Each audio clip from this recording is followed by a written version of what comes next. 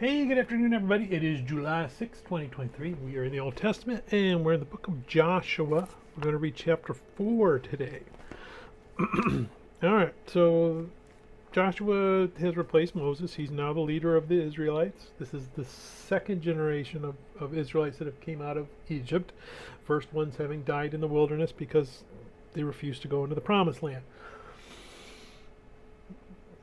Everyone in that generation except for Joshua and Caleb were told that they were not going to go into the promised land, including Moses, Aaron, and their sister Miriam.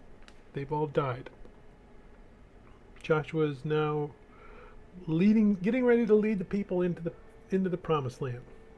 First thing they have to do is cross the Jordan. So they sent the ark out. The priests were carrying the ark. When their feet touched the Jordan River stopped flowing.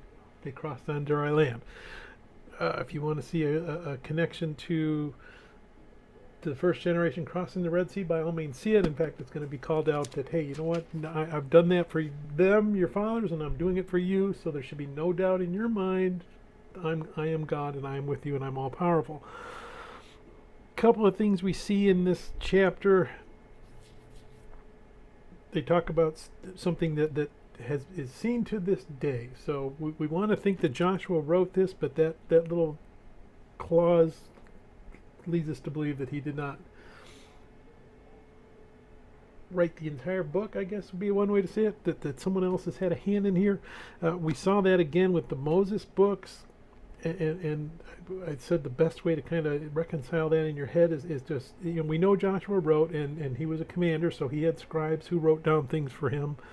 So he probably caused all of these things to be written down, but somewhere down the line, maybe 600, 500 BC, was when somebody actually sat down and put it together in the manner that we have it.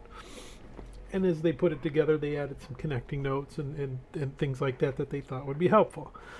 What does that mean for us? Well, not a whole lot. Just means that we traditionally say Moses and Joshua, but that's probably not true that they wrote the whole thing and put it all together for us. What's important to us is the actual words. Those came from God. It was his inspiration in Moses, in Joshua, and in the person that put it together for us. Also talks about a city, Gilgal, which is a Hebrew word which means a wheel or a rolling away or something like that, or a circle. Could refer to the fact that they stacked some stones up, that it's a stone circle. Those were prevalent in societies at that point, that they would think Stonehenge and places like that. Circles were fascinating to these people. So it could have meant that, and if it means that, that's kind of a generic thing. Like I said, there were lots of circles, so there were lots of places that probably ended up being called Gilgal. That's why we don't really quite know for sure where it is. It's mentioned a few times in the Bible, so keep that in mind, that a lot of times it's referring to this place, this first encampment that they came to. This was their headquarters for the conquest of the north, up until the point that they moved to Shiloh. This is pretty much the capital of the Israel, but sometimes you'll hear Gilgal and it won't quite line up with this particular encampment, so it could be talking about something else. Just keep that in mind. So everywhere you see it, it doesn't necessarily mean this particular place. Most of the time it does. Why? Like I said, this is their first encampment. This becomes a permanent encampment. It actually becomes a worship center for them. We'll see Samuel, when we get to those, comes back here. Saul has dealings with this city. Maybe Elijah and Elisha, although that's where we start to see that it's not quite, doesn't quite line up with geologically where this city would be.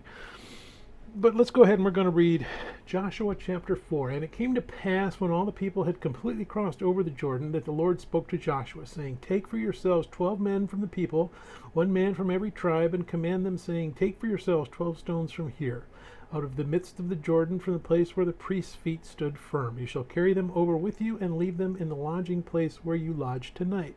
Then Joshua called the 12 men whom he had appointed from the children of Israel, then 1 man from every tribe. And Joshua said to them, Cross over before the ark of the Lord your God in the midst of the Jordan, and each one of you take up a stone on his shoulder, according to the number of the tribes of the children of Israel, that this may be a sign among you when your children ask in time to come, saying, What do these stones mean to you? Then you shall answer them that the waters of the Jordan were cut off before the ark of the covenant of the Lord.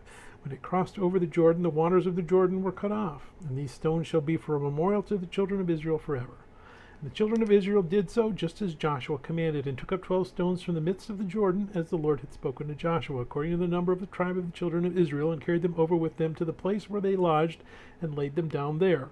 Then Joshua set up 12 stones in the midst of the Jordan, in the place where the feet of the priests who bore the ark of the covenant stood, and there they are to this day. So the priests who bore the ark stood in the midst of the Jordan until everything was finished that the Lord had commanded Joshua to speak to the people, according to all that Moses had commanded Joshua.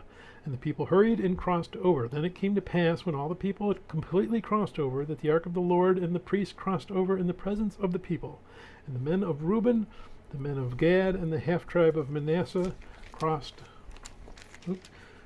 over armed before the children of Israel, as Moses had spoken to them. About 40,000 prepared for war crossed over before the Lord for battle, to the plains of Jericho. On that day the Lord exalted Joshua in the sight of all Israel, and they feared him as they had feared Moses all the days of his life. Then the Lord spoke to Joshua, saying, Command the priests who bear the ark of the testimony to come up from the Jordan. Joshua therefore commanded the priests, saying, Come up from the Jordan. And it came to pass, when the priests who bore the ark of the covenant of the Lord had come from the midst of the Jordan, and the soles of the priests' feet touched the dry land, that the waters of the Jordan were turned in their place and overflowed all its banks as before. Now the people came up from the Jordan on the 10th day of the first month, and they camped in Gilgal on the east border of Jericho. And those 12 stones which they took out of the Jordan Joshua set up in Gilgal. And then he spoke to the children of Israel, saying, When your children ask their fathers in time to come, saying, What are these stones? Then you shall let your children know, saying, Israel crossed over this Jordan on dry land. For the Lord your God dried up the waters of the Jordan before you until you had crossed over, as the Lord your God did to the Red Sea, which he dried up before us until he had crossed over. That all the peoples of the earth may know the hand of the Lord, that it is mighty, and that you may fear the Lord your God forever. May God bless the reading of his word. May God bless you. Bye.